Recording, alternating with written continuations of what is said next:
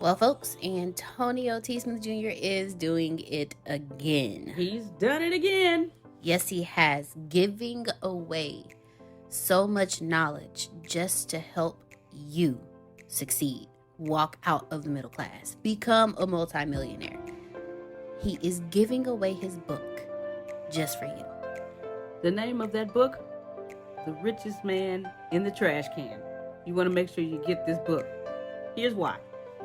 If you are someone who is tired, frustrated, irritated of the day-to-day schedule of waking up, going to work, going back home, going to sleep just to do it all over again, not being able to spend time with your family, you just got married, you just had kids, or you take care of your parents and you're not there to do it, this is the book for you.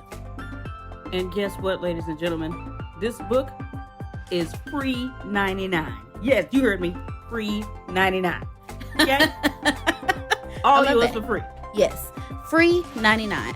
All you have to do is just pay shipping and handling. That's it. $9.95 just to get your free book. This book is a life changer. I'm trying to tell you guys, everything in this book is what Antonio taught myself and Grace that enabled us to retire. Yes, we are retired and we haven't even hit our 40s yet. Woo! I'm just saying. I got a few months to go. Don't worry about it. Shh. Don't nobody need to know that, girl. You don't look it. That's it. Go get it. Go get it and walk yourself out of the middle class into the life you deserve. Walk yourself into abundance. Abundance is freedom, and this book is your journey out. You can plant better. You can dominate. Welcome, ladies and gentlemen, to this evening's Bureau Keynote. Looking forward to our speaker for the evening. As always, if you are in a position to, please turn on your camera so that we can see your shining, smiling faces. And also, when it is time to, if you have any questions or comments, if your screen is on, you can wave your hand. We will acknowledge you that way. If your screen is not on, not to worry. You can click on participants. From there, you will see a small blue hand that says raise hand. You can click on that, and we will acknowledge you that way. And also, you can type in your questions and comments in the chat. Now, ladies and gentlemen, tonight, I present to you Coach Bryan Spencer, and the topic of his keynote is, Who Am I? Good evening, everyone. There's a beautiful young lady who walks in that 6th period class. Nobody ever seen her before. And her walk, her talk, her dress, her smile, her body. Then there's a guy that walks through the mall and got an entourage of 6 or 7 people, and everybody's running up to him and just standing off in the distance. He's getting autographs from everybody. Then there's this Lamborghini that drives down the middle of your neighborhood. And there's this couple that pulls up to the fine dining restaurant in a limousine, and they get out and they don't have to wait in line. They get escorted back to a private room. All those people, they generate the same question amongst many people. Who's that? So that question generated the same thought of myself. Who am I? Bryan Keith Spencer. Birthplace, Kansas City, Missouri. Grew up, son of a coach. Am I the kid who only remembers riding on my dad's back down the hallway? He'd sing songs, I'm riding on his back, just having a good time, laughing and joking, singing songs? Or am I the 4-year-old kid in Baltimore, Maryland, who only remembers playing wiffle ball and my mom telling me that you better not go down that hill. Stay away from down that hill in that neighborhood down there. Or am I the guy in Ithaca, New York, who, if you ask Peter Smiley, was the best friend anybody could ever have? Or am I the guy that was scared to death to be around all these college football players who stood up over the top of me? They seem like giants. Or am I the guy that, if you ask Chris Barr, was the best athlete that he'd ever seen? Confident all the time. Wasn't scared of anything. You give him a dare, he would do it. Or, if you ask me, am I the guy that was petrified of failing? Am I the guy that always had to win, always had to be the best, simply because of who my father was? Or am I the guy in Syracuse, New York, who, son of the first African-American football coach in the history of not only Cornell University, but now also Syracuse University? Am I the guy that, everybody wants to be around and hang around because I get the tickets to the big time games, and I get to go watch my dad speak to the Syracuse Chiefs Farm Club baseball team, and I get to travel around the country going to these big time football games and basketball games? Is that who I am? If you ask Benji Smith, that's who I am. If you ask Ron Simber, I'm the kid who nobody could beat in Around the World. Around the World was a math game that we played, and the teacher would hold up the cue card, and you would start at your desk, and you stand next to the person at the next desk, and she'd show the flashcard, and whoever said the answer first would move on to the next desk and do the same thing again, and the first person to get back to the original seat would win. Yes, Ron Simber, I'm the guy that never lost in that game, ever. But if you ask me, I'm the kid that used to be real lonely because when they got the neighborhood games together, a lot of times they didn't want me to play because I dominated. So they wouldn't even ask me to play. So I would sit in my window and look outside and watch the kids playing in the street. There was times when I would walk down the street. They played in the park down the street. I would walk down the street and they would be playing, and they would act like they didn't even see me. So who am I? Am I the guy in Fayetteville, North Carolina that they call the little African? Who's this African? Wearing boots and turtlenecks. Long before everybody was rocking Timberlands and mock necks and turtlenecks, long before it was cool. Who am I? Am I the guy that everybody thinks is super, super confident in his athletic abilities? Or am I the guy that Mrs. Pirro said was scared for everybody to know that he was smart? If you ask David Williams, I was the funniest guy to ever come through Westover Junior High School. If you ask Bruce Wade, I was the coolest friend you could ever have. But who am I really? If you ask me, at that time, man, I felt like an oddball. Because in that math class with David Williams, I had to sit by myself because I was so far ahead of everybody else in math that my teacher had to give me my own assignments to do by myself, and I felt isolated. I already didn't know anybody in the school, but the math work that they were doing, I had done 2 years ago. So am I really the class clown? Is that who I really am? Or am I somebody just trying to fit in? If you ask me, I don't know. Who am I? Am I the guy at Pine Forest High School that didn't play football or basketball simply because I was mad that we moved again? Or am I really somebody that wanted to turn Fayetteville, North Carolina out? Did I really want to show everybody who I really was as an athlete? Or am I the guy that's mad at his dad because I didn't ever want to leave Syracuse, New York? Who am I? Am I the guy that running around chasing girls,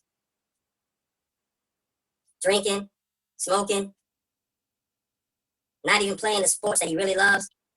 Is that who I am? Or am I the guy secretly who's now sitting in the stands watching other guys play, knowing that I'm supposed to be out there shining? Who am I? Am I the guy that in the military who drinking, fighting, doing anything and everything other than what he's really supposed to be doing? Is that who I really am? Am I the guy that's supposed to get kicked out of the military simply because you don't want to do simple things that people are asking you to do? Is that who I really am? Or am I the guy that didn't want to go to the military in the first place? Who am I? Who am I? Am I the guy that has three kids? Oldest one thinks I'm the greatest thing that ever walked the face of the earth? Who's not my biological son, but treats me like I am? Shows me unconditional love? Am I the dad that when my daughter was 2 years old, didn't recognize me Am I the dad when my other son was 2 years old? He walked away and gave me a look that, like he knew he was never going to see me again? Who am I? Am I the dad that showed up again after not seeing his kids for 6 years? Not hearing from them, not talking to them, not knowing where they are? Shows up and now wants to be a part of their life? Who am I? Or am I the guy that was searching for his kids for 6 years? Didn't know where they were? Who am I? It depends on who you ask. So who am I? Am I the son that you can count on anytime that you're in need? Am I the son that when you need someone to help pull your brother up out of his wheelchair because he's falling out of his wheelchair, am I the son that you can count on to do that? Who am I? Or am I the son that really hates to hear you call my name because I'm tired? I'm worn out. Who am I? If you ask my wife, depending on what day of the week it is, I'm the greatest man to walk the face of the earth. That's probably on Saturday. But on Sunday, woo, she might not say the same thing. Who am I? If you ask my basketball players on the team that I coach, who am I? 5 o'clock Monday morning. If you ask them who I am, they probably won't be the same person that they say that I am when they call me at 2 o'clock in the morning because they got something they want to talk about. So who am I? Well, I'm all these things. I'm all these things. Sometimes I feel like the guy who was dying to graduate high school so he could leave home and go to college. Sometimes I feel like the guy who couldn't wait to finish college so he could start his career and earn a living and take care of himself. Sometimes I feel like the guy who couldn't wait to get married so he could start a family. Sometimes I feel like the guy who couldn't wait for those kids to turn 18 so they get out the house. Sometimes I feel like the guy who has an empty nest, but then all of a sudden feels like he's just dying. So who am I? I don't know exactly who I am, but I am becoming a resource of knowledge and information for wannabe dads and wannabe husbands and wannabe coaches. I'm becoming a resource of information in my field of expertise. I'm becoming a man whose life is worth watching.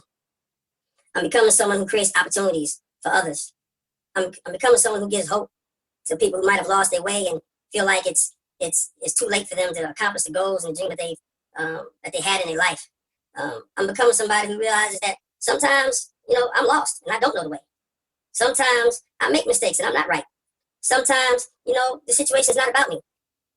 I'm becoming somebody who also realizes that if I stay connected to the source, to the one person, to the one thing that does know the correct path for my life, and if I stay connected to the person who knows all things and doesn't make mistakes, if I stay connected to the person who life really is all about, who gave their life so that I might have eternal life, if I stay connected to that person, then I can become what it is and who I was created to be.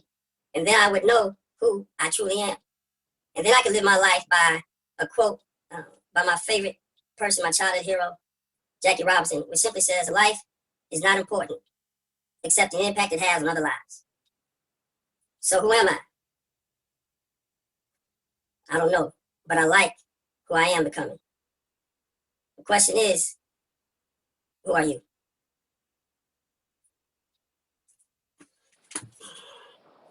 That's it. All right, ladies and gentlemen, if you would unmute your mics and give Coach Spencer a round of applause. All right.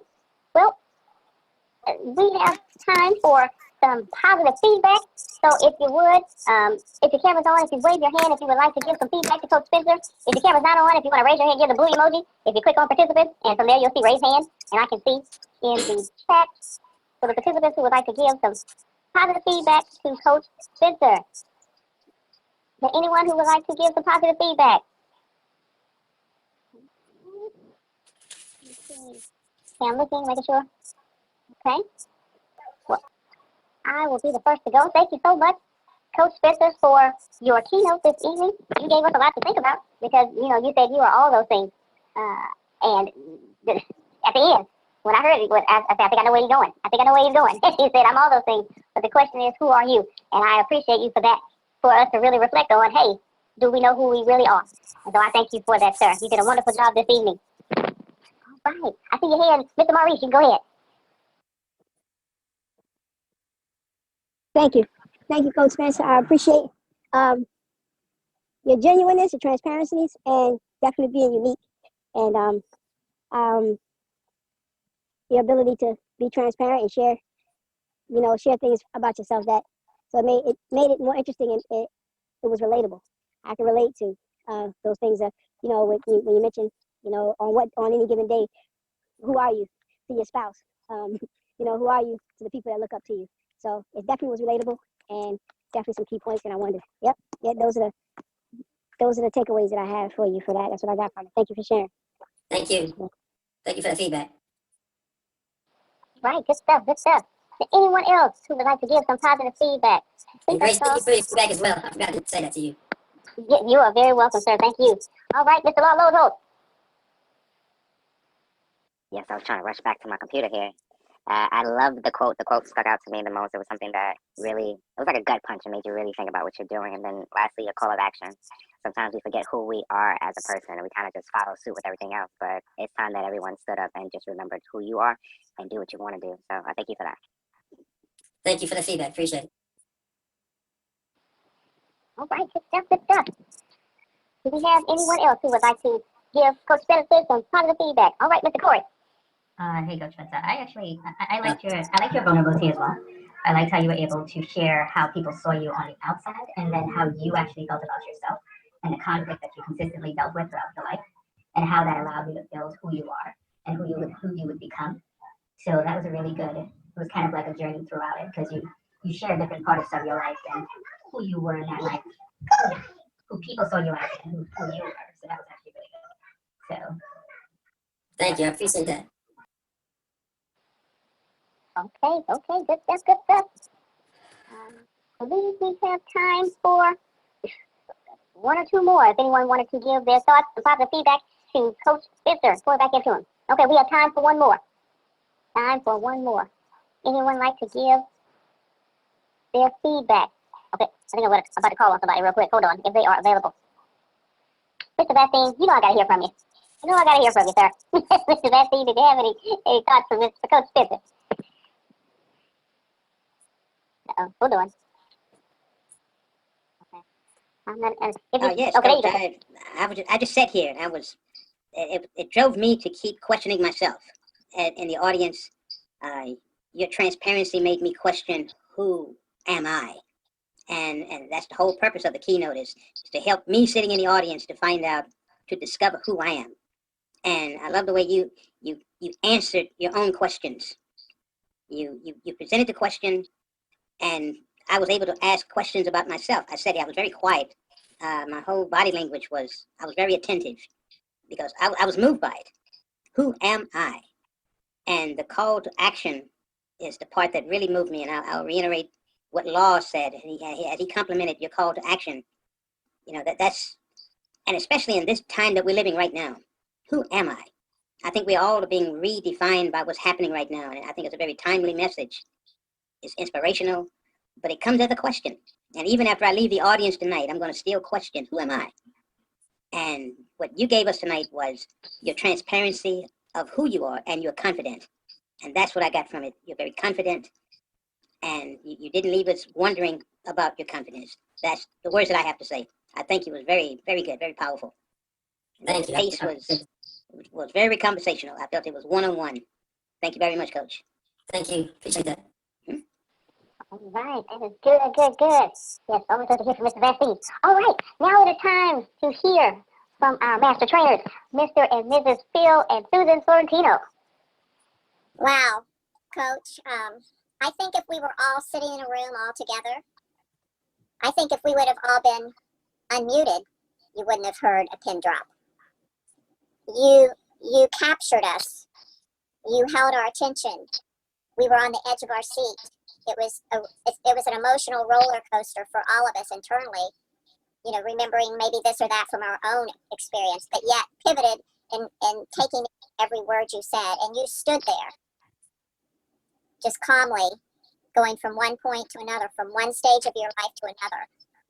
I felt you as someone that was not included. I felt that because you were smart, because you were better in sports, to be left out, and how you must have felt, the confusion you must have felt, the confusion with growing up with your family and then going off to college. And I don't know if we talked about Ithaca, New York. That's where our daughter went to school.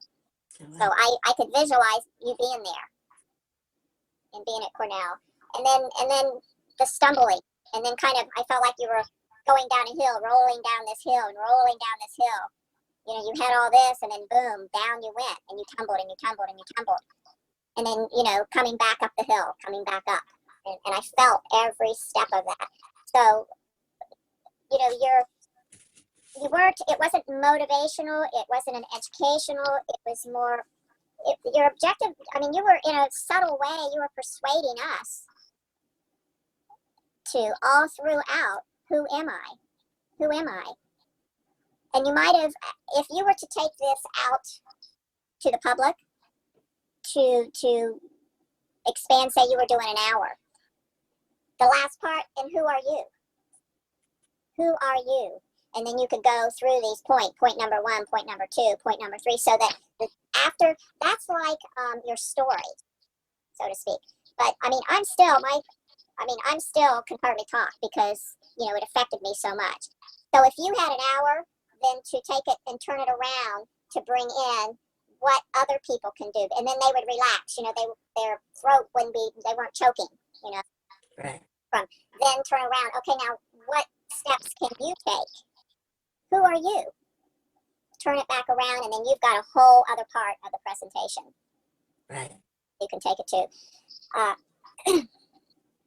I liked your quote, Jackie Robinson, and I think that at that point there, that's where you could turn it around and the call to action, you know, further to the audience. Right. But I really feel you achieved your objective. I liked how in your introduction it said, you know, who am I? But I would like for you to have come out and said, who am I? And to, you know, we always ask to repeat it. Right. So that it comes out of your mouth, who am I? You know, starting right out and then go into it. Right. But you clearly reached your objective. You clearly touched everyone. And you just stood there, raw. You know, you were just raw. And, you know, the little bit of humor there with your wife, I like that. You know, Saturday she felt this way, and then Sunday she felt another way. So that was a little release for us there. But you stood there just, and you stood there strong, but yet vulnerable. So very, very well done. Thank you. Thank you. I really appreciate all that. Thank you. You're welcome. Coach, Yes, sir. is this the first time you gave that presentation? Very first time. It's a fantastic job. That was very impressive. That was great. Thank you. Yeah, it was very moving. Yeah, a lot of things have already been said. Who am I? And then you come back with who am I, and then get into it. Right. It was 14 minutes before you say I am all these things. So I don't know if it was a little long to get there. My impatientness, and this is just my opinion, and I'm wrong often. So, you know, don't take what I'm saying as gospel. Just one guy's way to look at it. No, I'm good. I'm good. I was finally, okay, let's get on with this. You know, now there's going to be some people in the audience that are like me and some people that aren't. But you need to say, and who are you? I'm here today to let you know who am I and all the versions of which I am. But at the end, I'm going to want to know who are you and what can you do about it? Because that's where you said, because who am I? I'm a resource. That's where you really flipped it. Right. You know, here's all the things I am, but because of that, I'm a resource to you. And then you might want to ask the audience, who relates to that? What part of my who am I that relate to you the most? You know, you finished it 17 minutes after. We give you 25 minutes. So again, we're encouraging you that if you're a professional out there and they hire you for 25 minutes, they want you to take the 25 minutes. Right. So you might not have been on when we made that clear to people. So, but that's just part of being a pro. You don't take 26 or 27 or 30 minutes because the biggest complaint meeting planners have is he went over his time. But you do want to take the time allotted to you. Right. You had great pauses. Your vocal variance in terms of the pauses was good. I would have liked to say you be a little louder, a little softer. I would imagine when you talk to your ball team, that's not the kind of tone that you have. I'd imagine it's a little bit more animated. Would you agree? Most definitely. Yeah, so I would like to see some of that in you because I think that's where your comfort is the most. You know, one of the things we check you up on gestures. Well, my suggestion would have some. Have some gestures. You had no gestures. So use your whole body because that's another way to keep people with you. You know, you want to be completely immersed in what you're trying to communicate. So you use your hands, you use your bodies. You know, everybody knows Zig Ziglar when he gets down on one knee. You know, that he's doing that to make a point. All those things are part of the performance. Because as a professional speaker, you've got to look at this not only as you're a teacher, you're a resource, you're also a performer. Right. So think more of the performance aspect as you're trying to go through this. I love Corey's comment about the conflict. That's something you could expand on. Here's somebody who had to be a good example because his dad, now did he coach at Cornell and then he coached at Syracuse? Right. Yeah, so that would have been a lot of pressure on you to be, it's like a preacher's son. You're like the coach's son. I was both. Oh, he was a preacher? Yeah, later on. Bless you, my son. And that's something you could add in there. You know, do you know what it's like not only to be the coach's, to be the preacher's son? I'm a preacher's kid. What's it called? PK? Yeah, PK. I'm a PK. I'm also a CK. That's a coach's kid. So you can imagine the amount of pressure that was on me. I love the things that they didn't pick you because you were too good. And that's where you could say, what I learned from that. As you work out this material, I think you can maybe disclose earlier in your presentation of who you are and that's what you're going to go through. But every time you give an example, you cite what did you learn from that example, good and bad. And that way you can bring to the table some understanding of the people sitting in the audience. Because I'm saying, okay, what can I get out of this guy? Your intro, you need more. We say your introduction should be 6 to 8 sentences. And it's what the audience needs to hear about you so you don't have to tell them. Okay. So as you work on the introduction, or if you want to look at my introduction to the structure, or just go speakers introductions, you can see them. But I'm into short introductions, but not as short as yours was. You need a little bit more because the audience wants to know more about you. I agreed with the humor. It depends on the day of your wife. That gave us a little bit of relax, and it made us take a breath. You had very good eye contact. You were into the camera. You were locked in, so that was good. Yeah, I think for the first time you presenting that, excellent. But again, you make your best. Woody Hayes says you make your best improvement between your first and second game. Right. So I hope you're going to take some time to go back and look at this and see how you can get better for the next one and the next one. And constantly realize your job up there as a professional speaker is to impact those people sitting in the audience so strongly that they take the information you're giving them and go out and use them in the court of life. And that's something that you can say as a coach. My job as a coach with my team is to get them to understand certain things to the extent that then they take them out and implement them on the court. I'm going to do that here today for you today. I'm going to give you ideas and concepts that I'm going to waste my time and your time unless you take them and implement them in the court of life. So you can use that metaphor from how you treat your team to how you treat your audiences as you're out there. And I think that would be a good little twist on it. I know I should be saying but I'm kind of reading my notes, and sometimes I can't read my own writing. Yeah, the Jackie Robinson's code, that's perfect. And impact. And that's what I'm here today for you people. I want to impact you in a way. And how can you relate? So that was good. So, yeah, great job, Coach, for your first one. That was exemplary. Just keep it up. Hey, did you ever have a meeting with the president yet? Still haven't had it. Well, I'm anxious to hear the results from it. Yeah, definitely. But I think this helped, though. Huh? I think this definitely helped. Oh, good.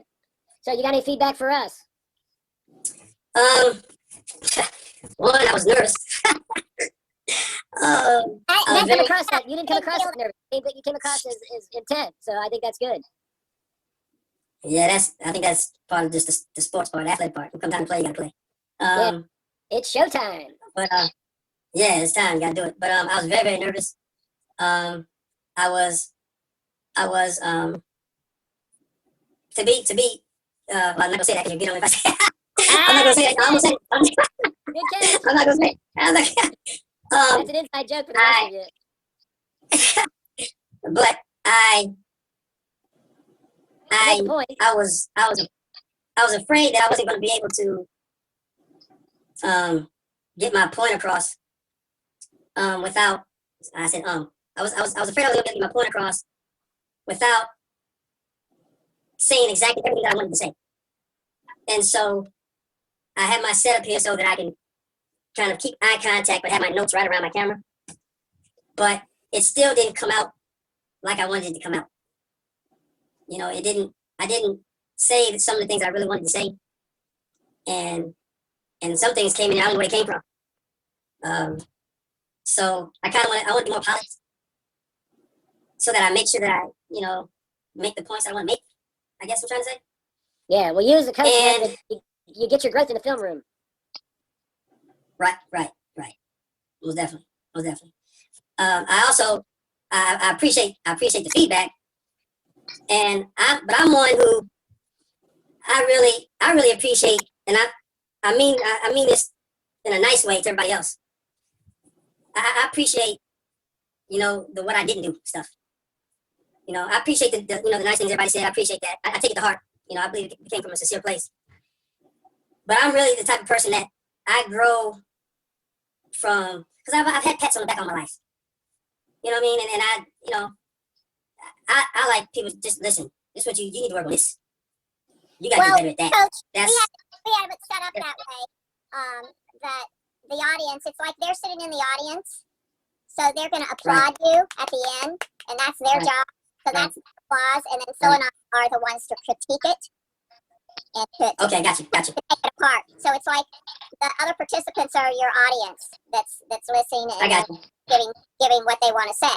If you know, as an Right. applause, it's like they're standing up, Right. and then maybe somebody else isn't going to say anything because they don't feel like it, or you know. But then Right. Phil has to critique, and I agree with what Phil said as far as expanding it out and everything. I mean, go back and listen to that and save that, Right. and then you know, I'd love to help you develop that more, because the whole intent of this is for you to go out there and it to be marketable, for someone to hire you to come in Right. to make a difference in their life. So you've got that part of it, and then you'll be able to relax and move around a little bit, move around the room. I think if you move around just like, you know, when you're playing the game, and use some of that coaching, because you have all the credentials, you have everything there. You've experienced a lot of life, so you can use that and feel confident when you're there. Right. You're vulnerable but confident, and then what you want to do is make a difference, and then be able to structure it. It's just like the game. You know, it's not a practice where Right. they're just going around. It's everything is inside of that, so that the audience that's sitting there in the crowds, they're going to get something out of it. Think of it. Right. Okay. Yeah, Thank and You really have it. I appreciate it. don't discount those pats on the back. Oh no, I don't. You have No. learn to receive those as what they're for. That you're there to see, they're there to pour into you. They're there to encourage you. They're there to help you find out what you were doing that was right.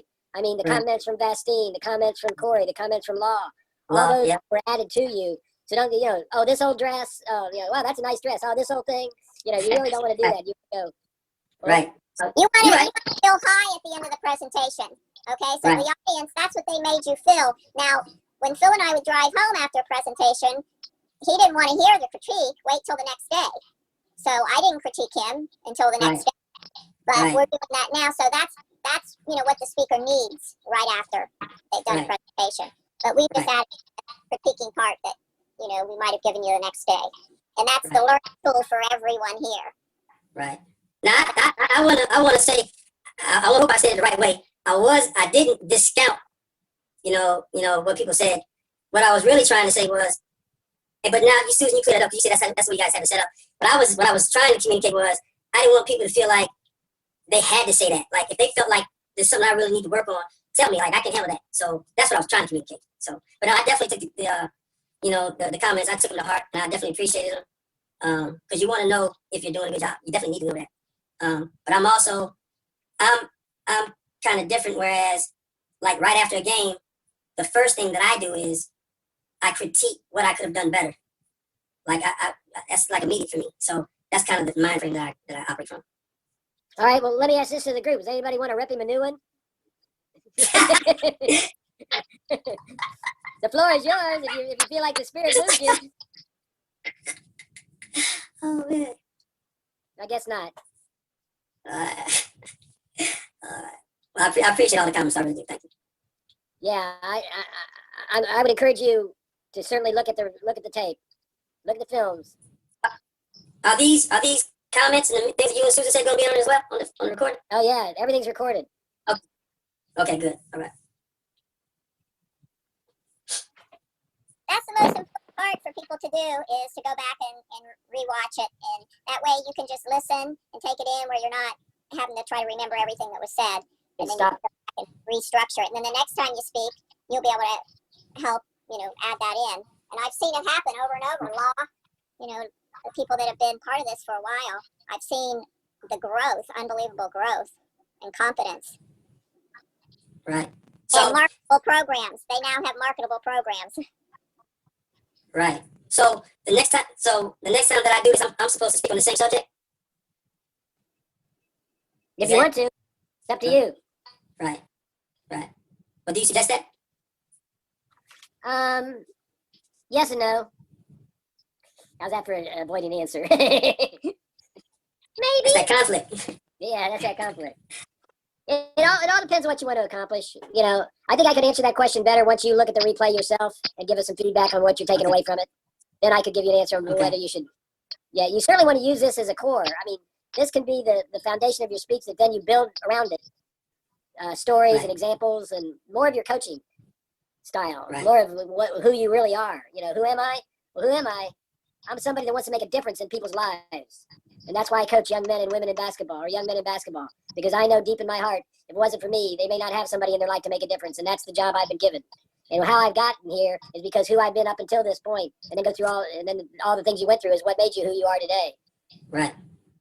Romans 8:28, all things work together for good for those who love God according to his purpose. Right. Okay, anybody else for the good of the group? Or coach? I put a comment in the chat for him. Okay. Who's this? Michelle G. Michelle's going to be our speaker next week. Woo! That's right. Coach, she said, good job. You mentioned the name. She actually knew there in Kansas City. She's from Kansas City. Oh, okay. Wow. Okay. What was that? I missed that. Oh, Michelle put in the chat that Coach Spencer mentioned the name that she knew there in Kansas City because that's where she's from. Ooh, small world. When you mentioned Super. Say it again? Suber. Ron Suber. Oh, no, I said Ron Simmer. Oh, Simmer. Okay. I thought you said Super. Okay. Yeah. Do you know him too? No, I don't. No, I don't. I don't know him.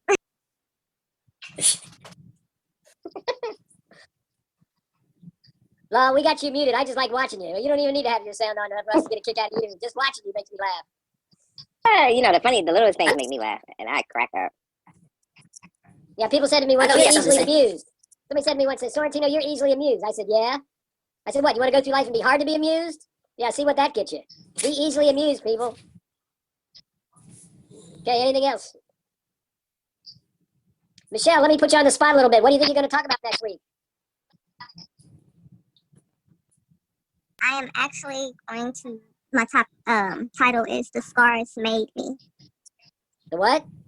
The Scars Made Me. Ooh, girl.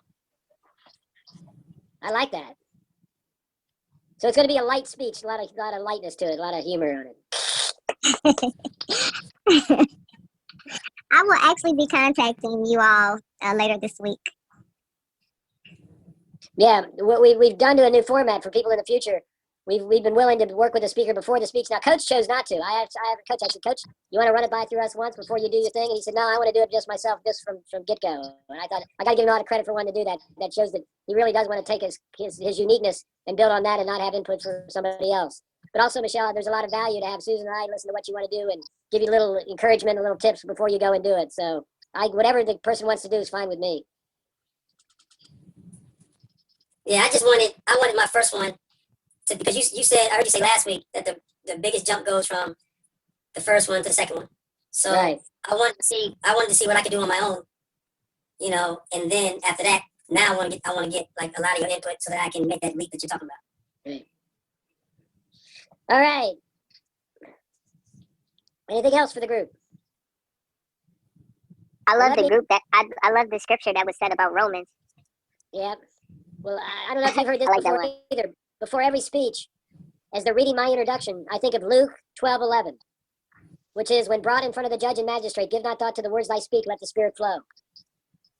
So since I was in my 20s, before every speech, that's what I'm saying to myself as they're reading my introduction, to help me be present, to allow the Holy Spirit to be there with me. Because there's times in my speeches, things are coming out of me that ain't my stuff. I know my stuff. I go, this ain't my stuff. But they're coming through me because the Holy Spirit knows that that's what the audience needs at that particular time. So yeah. Well, let me end this. I was thinking that else. too, yeah. What, John? I have one more thing too. Oh yeah, I'm sorry. Real quick, I have one more thing too for Mr. Coach Spencer. That's probably what was happening to you, and I came late near the conclusion of your speech. But when you said like some of the things I probably didn't realize or probably didn't think I wanted to say, that probably was just your light from God. So that was just probably like Phil was saying, like that happens to him. So we do things unconsciously sometimes, but that could just be God speaking through us, the Holy Ghost. But I only seen the conclusion, so I can't really like say too much feedback on the speech. Well, when the replay's up, you can watch it. Oh, okay. All right, great. Oh yeah. Appreciate that. Anything else? Well, I just want to add one thing to what we all can do right now, because I've been doing it. Take out your phone and start flipping through your contacts and call some people you haven't talked to in a while. And be there as a resource for them. Be there as someone who, hey, Corey, I just thought about you. I thought I'd call you. How you doing? How's this virus thing working on you? What's going on in your life? How's the job? How's the kids? I just haven't talked to you for a while. So you'd be amazed on how many people they appreciate the call. So I just challenge everybody here to take out their phones, go through your contact list and start calling some people and just tell them that you're here for them. And if there's anything you can do to help them right now, because you're involved with a pretty good group of people that our whole mission is to make a difference on the planet. And if you need anything in your life or you think I can help you, please let me know. Mm-hmm. All right, is that it? To quote that great philosopher, Porky Pig, da-dee, that's all, folks. Love you. All right. Love you more, Phil. Thank you, everyone, for joining us on the Bureau Keynote. Join us tomorrow evening, 7 p.m. Central Standard Time, 8 p.m. Eastern Standard Time, for You've Got 5 Minutes with Mr. Vastine East. Everyone have a wonderful evening. And then as we all close out, one more time for Coach Spencer and his wonderful keynote. Woo! Woo! Everyone have a great evening. Grace. Very welcome. Thank you. Appreciate it. Have a great day. Our next guest is the CEO of a Facebook competitor. It is called MeWe. It is a next-gen social platform with a focus on privacy. The company has surpassed 5.5 million members. CEO Mark Weinstein with us now in a Fox Business exclusive. Welcome to the program, Mark. Glad to have you with us. So why the focus on privacy or taking advantage of Facebook's public stumbles? Well, Deirdre, I'm one of the guys who invented social networks, and social networks were never invented to be what we call now surveillance capitalism, which is what Facebook is. Their members are not customers to serve, their data to sell and data to target. So it really, MeWe is a fully fledged social network with all the features people love. The privacy is our Privacy Bill of Rights. We don't sell your data. We don't target you. We don't mess up your news feeds. We have a freemium business model, so everything you love is free. And you can, traditional capitalism, great capitalism. You can spend money on in-app purchases, or you can just enjoy the free service. There's nothing, you can't be targeted for your vote or your opinion. It's social media the way it was meant to be. So then, Mark, honestly, how do you make money? Because we all know when we use Facebook, it's free for the user, but we know because we are not paying that we become the product. So that Facebook is gathering data on us, right. And I think some people even say Facebook isn't a social company, it's a data company. But then how do you make money? Are people paying your company for subscriptions? No, it's very important. MeWe is free forever. But now we know that the freemium model works, and we're doing great with revenue. We have 2,800 free emojis, but we've got great custom emojis, custom stickers. So live people voice and pay live you video for those. is a pay option. Right, and live voice, live video, secret encrypted chat. MeWe pages are $1.99 a month, but you reach 100% of your followers all the time. So for $24 a month, you don't have to boost anything. So if you have 500,000 followers or 5,000 followers or 10 million followers, you reach everybody. At Facebook, you reach 5%. And you got to pay to boost, and then their algorithm messes the whole thing up anyhow. So MeWe is really true, pure social media. It's social networking done right, and people love it. We're growing organically with no ads, and we're not even marketing MeWe, and we're growing by tens of thousands of people every day. So, Mark, we have some stats about your company. As you're speaking, 5.5 million users right now, which is impressive. But how are you going to keep growing that? Because one telephone is not so fun. 2 telephones work. Basically, you need more people to sign up.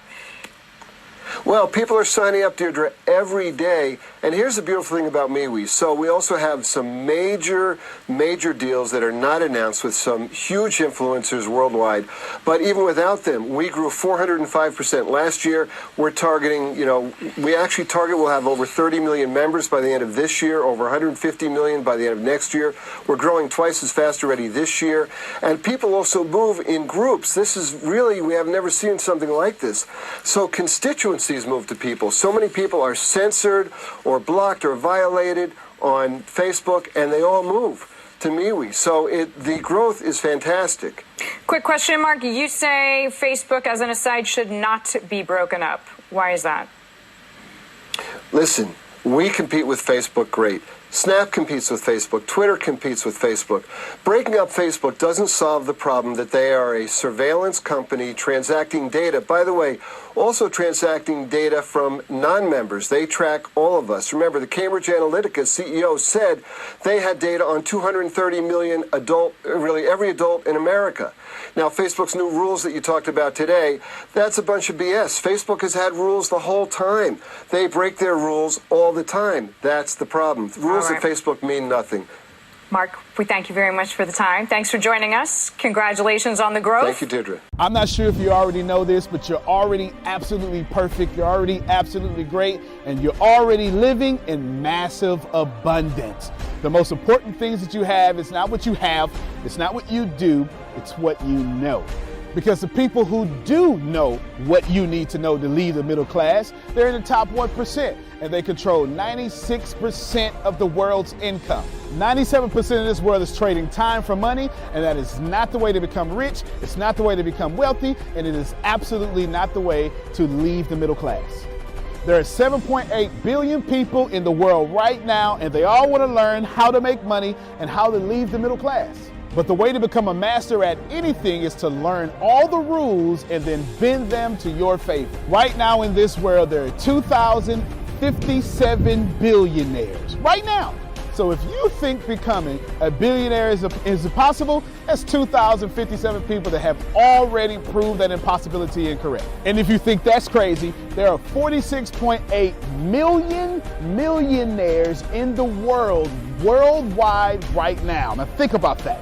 46.8 million millionaires, and that number grows 1,730 millionaires every single day. Money is everywhere. You don't need to max out your credit cards. You don't need to borrow from granddad and grandma. Just look behind me.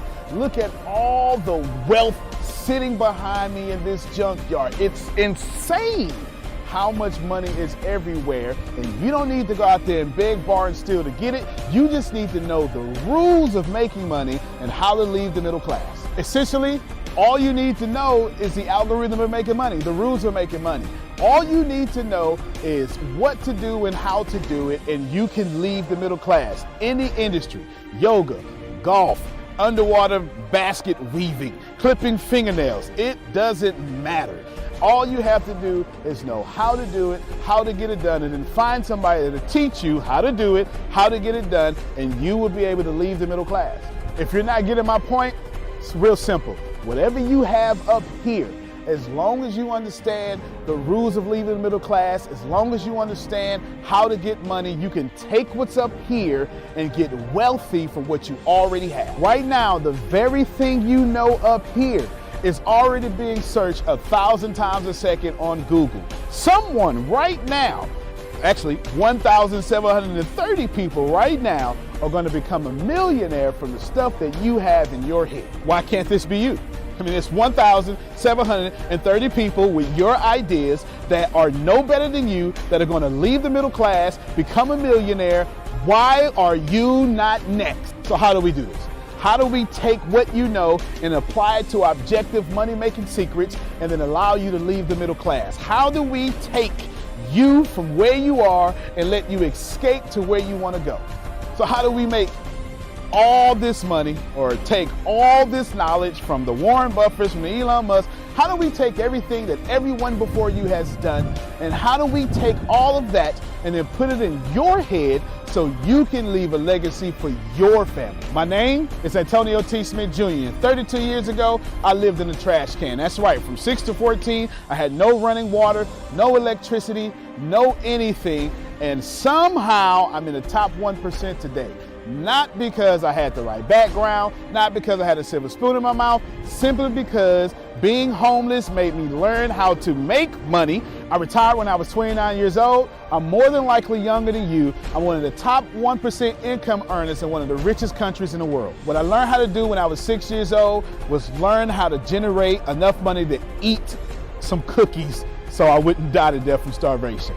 From there, I learned how to go from cookies to a meal. From a meal to clothes to shelter to everything else that supplied my necessary needs. When I was 6, I was forced to learn how to make money, and now that's what I'm going to do and help you do. I've seen amazing results. I have my own economy, I've homeschooled my own children, and I wrote a book that teaches you every single thing that I know about making money, every single thing that other people know about making money, and most importantly, all the stuff that we don't tell you. Because the truth is, and you know it like I know it, the most honest, the most hardworking, unselfish people on planet Earth live in the middle class. Yet, your honesty, your unselfishness, your devout religion-going self is not enough to get to the top 1%, and that's not fair. The second half of my life has been not about how much money I make, but how I will be remembered from all the money that I have made.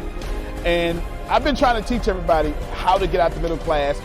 I'm the crazy guy famous on the internet for trying to create 100,000 millionaires. I've created 8 so far. I got a 9th one on the way, all the way from India. That's pretty cool. And what I want to tell you is something very simple. It's been hard. It's been absolutely hard to help people leave the middle class, not because of the people, because the system would rather keep you being someone else's money instead of you having your own economy and having the money come find and flow to you. It was frustrating because I knew that anybody can make money. And if you knew what I knew, you would change your life. Over the last few years, I've built a large following of over 500,000 people every month that pay me for me to give them advice. Well, that's been exciting for me. And the cool thing is I've created thousands of six-figure earners. I've created millionaires. I've created people who can live their dreams and hold on to their legacies. And now my eyes are on you to create you to what you need to be great. I have been teaching my principles and these principles to hundreds of thousands of people around the world, every country, all continents, and anyone who has taken them seriously, written them down, and applied them have a 100% success rate of leaving the middle class. I've taught these secrets to my following in my inner network, and I've watched them go from 4 figures to 5 figures, 5 figures to 6 figures, 7 figures, all the way to 8. Everything that I've ever learned from millionaire mentors, billionaire mentors, and everything I learned from being homeless, and everything that got me into the top 1%, I have placed inside of a book. To date, it is the longest book that I've ever written, the most best book that I've ever written, and that book is called The Richest Man in the Trash Can, and I'm offering it to you today for free. This book is going to show you how to become wealthy into the top 1% and leave the middle class. This book is going to give you a step-by-step plan if you're 30 years old, all the way to 70 years old, how to get into the top 1%. If you're a teenager, how to get to the top 1%. If you're a millennial, how to get to the top 1%. It's going to teach you how to make 6 figures immediately, teach you how to get to $1 million immediately, and all that good stuff. Plus, I'm going to give you the 36 objective laws of leaving the middle class. Plus, I'm going to give you every last one of my secrets that have made me rich. You have to understand that leaving the middle class is the most important fight that you're going to have in your life. And to be honest with you, and you can kind of relate to this, it almost takes $450,000 a year just to be broke in America. And that's just in America. If you don't leave the middle class, which is actually an illusion, then you are going to have a really hard time. Think about it for a second. Most of you are going to be watching this are going to be baby boomers, and you've been sold a bad check. They lied to you. Your retirement was not enough for you to live comfortable, and I'm going to give you this book for free so you can figure out how to triple your retirement and then quadruple your retirement, and then, as Grant Cardone would say, 10x your retirement so you can live the life that's worthy of you. I want you to remember that leaving the middle class is the most important battle that you could ever face in your entire life, especially for your family. So consider this video, this book, your friendly tap on the shoulder. I want to send you a free copy of this book because I believe that abundance is your birthright. I believe that abundance is freedom, and I believe that this book is right for you. In fact, I believe in that so much that I will send you the book for free. All you have to do is cover the cost of shipping. I'll eat the cost. I'll take the loss. And all you have to do is get the book and dominate your reality right now and apply the principles so you can be the best person for your life that is yours. Fill out the form sitting right there to the right. Go ahead, dominate your reality. I can't wait to send you my book. I can't wait to meet you. I can't wait to have you as someone that's been on the journey with me. Antonio T. Smith Jr., you can plant better. You can dominate.